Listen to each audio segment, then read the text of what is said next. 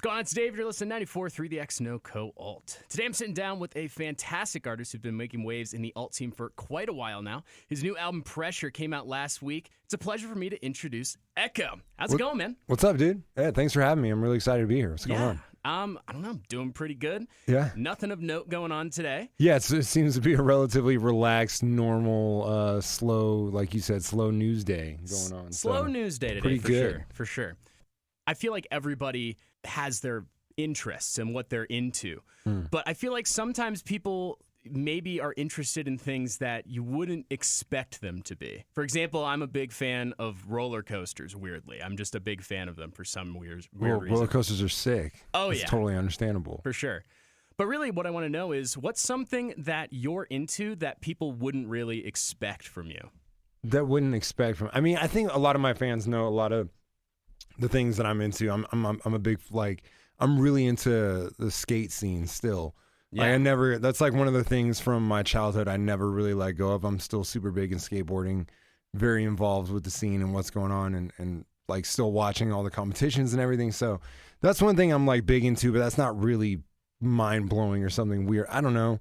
I think lately I'm like really into like cooking shows. Okay. And I don't know why. I don't know what it is. It's like this weird thing. If I'm having a really bad day or super overwhelmed and I just need to like zone out, I'll watch like cooking competition shows. I mean, it's relaxing, Loki. I don't know what it is. Yeah. There's something about it I think that is cool. It's like the creativity and the fact that you have like 30 minutes and you only have, there's a lot, I've had songs like that, like you only have an hour and you have these elements you can add into this song, and how are you gonna make it into something? I think it's really interesting. Fair enough. Who's your favorite skater? I mean, recently, I'm a fan of Nyjah Houston. I think he's obviously like that dude is just he's nuts. Right. Chris Cole, I'm still a huge fan of. I grew up a huge fan of like Jamie Thomas, Chad Muska, Jeff Rowley, all the greats when I was growing up. But there's a lot of people that even nowadays are just absolutely crushing.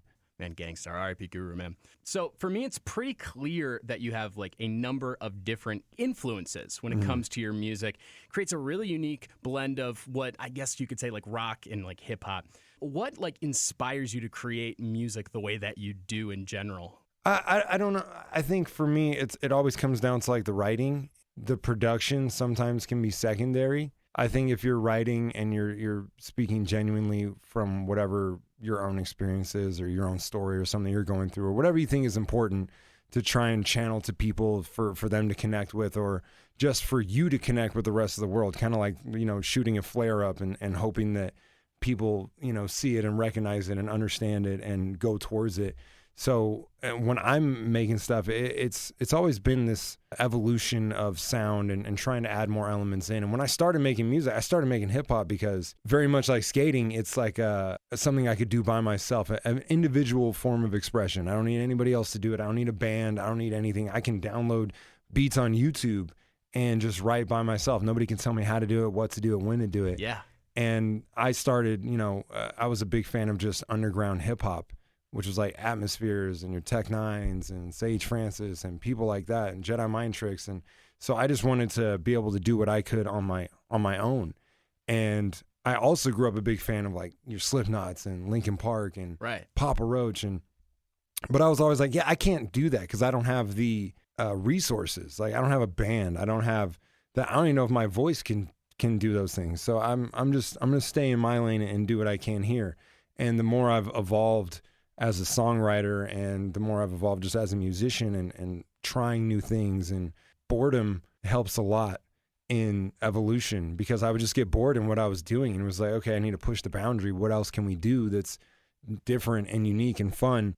And so it's like, let's try this and can we make this happen? And let's just have fun and feel stupid. And if it doesn't work out, then it's fine. And if it does, then it's awesome. And, lucky for me, going this route has definitely been able to open up a lot of doors, and I've loved everything that we've been making. You can use boredom in different ways. You can like procrastinate and just be bored, or you can like find yourself and like what you want to do. And I think that's always super powerful. Boredom's a tool for sure. It absolutely can. I mean, it could be it can cause you to, if you want to get away from the boredom and just check out and escape, it can definitely have its negative connotations. Sure. But if you find a way to get yourself out of this boredom by challenging yourself in those ways, then it can absolutely be a great tool. And I kind of want to keep on going with songwriting here just a little bit, because I mean, if you just listen to your music for like 2 seconds, it's very clear that you like wear your emotions on your sleeves. And like, how do you channel your emotions into your writing? Because a lot of it can be really raw at times.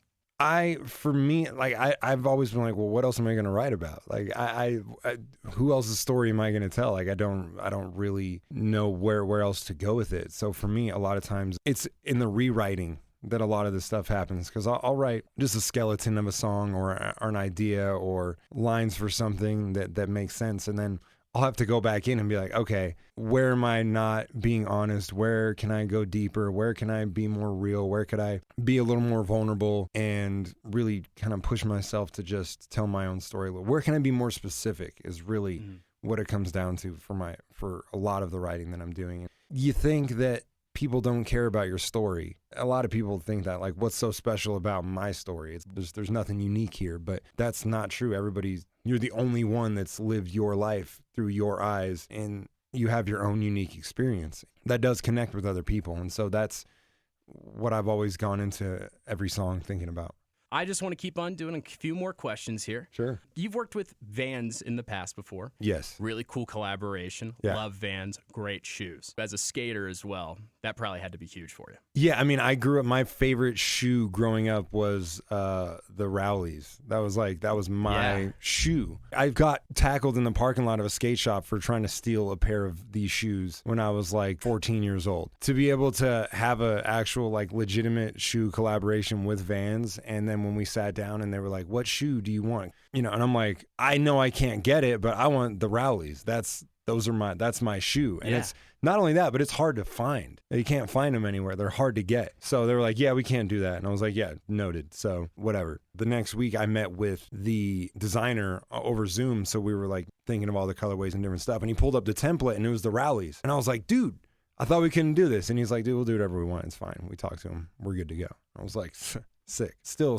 pretty crazy. Yeah. Still pretty crazy. Is there any other dream collaborations that you have? It can be through music or otherwise that you would love to pursue. I mean, all the collaborations I like to do are things that I actually enjoy and like. That makes sense for me. And it's always like, yo, can I that means I can get like free things that I already like already. So I would still really love to do like a song with Mike Shinoda. Mike Shinoda and Davey Havoc are probably like the two artists I would really like to still collaborate with. And as far as any other random stuff, I don't even really know. Yeah, who knows? Maybe there needs to be an Ekoh and Dasani collab. My own water? Ekoh water. I could do an energy drink. I could see that. Cool. I maybe that would be sick. Yeah. I could like own flavor of like an energy drink. I could do that. All right. At the end of every interview I do with every artist that comes through here at the studios, I like to just ask them a simple question. What music have you been listening to recently that you would recommend to a listener here at 94.3 The X? Okay, recently AFI dropped their Sing the Sorrow 20th anniversary, and it's got like a bunch of unreleased tracks from that album that I've been like really, really loving. But as far as like new artists, there is a group, they're called The Pretty Wild. It's two girls. They're like rap, rock, metal. They're so good. The cleans are amazing. The screams are amazing. The raps are amazing. And I'm like, yo, what is going on? You guys literally have everything. They just hit me up to collaborate, and they wanted to like remix like a Linkin Park song. So we did it together. But they have a song out right now. It's called Sleepwalker. They're so sick, dude. They're amazing. I'll have to check them out. That sounds awesome. Yeah, they're dope. Good stuff. Well, thank you so much for stopping by, man. Oh, thanks for having me, dude. I really appreciate it. And I really appreciate you guys playing the song. It's amazing. Thank you. Absolutely, yeah.